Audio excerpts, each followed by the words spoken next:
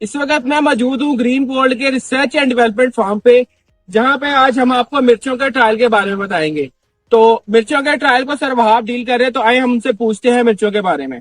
जी sir Wahab. Sir अभी जिस time हमने फार्म पे 4 सेगमेंट्स ट्रायल किए हुए हैं, जिसमें डाउनवर्ड देसी, डाउनवर्ड लॉन्ग, राउंड और अपवर्ड सेगमेंट। अभी हम मौजूद हैं अपवर्ड सेगमेंट में सर।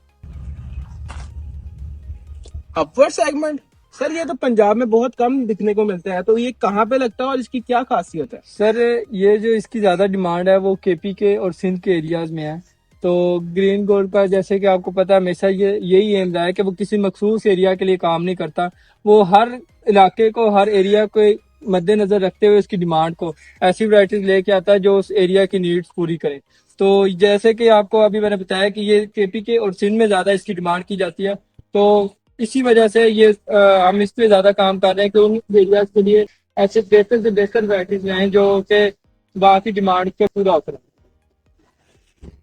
सर आपने इसकी खासियत तो बता दी, अब इसकी खसूसियात भी बताइए कि इसके अंदर कौन कौन सी खसूसियात। अच्छा सर, इसमें जो हम मेजर जो है, एक तो जो हमारी मेजर चीजें होती है कि अर्लीनेस, डिजीज रेजिस्टेंस, वो सारी तो हैं।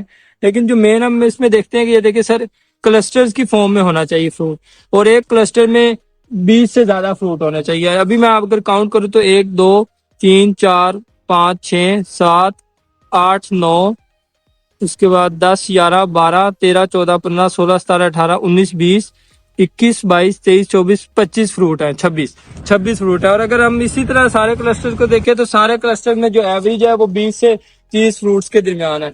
तो इसमें ज्यादातर यही देखा जाता है कि क्लस्टर में फ्रूट ज्यादा हो और उसकी पोटेंशियल ज्यादा हो, तीखी हो और उसमें सीड भी ज्यादा हो।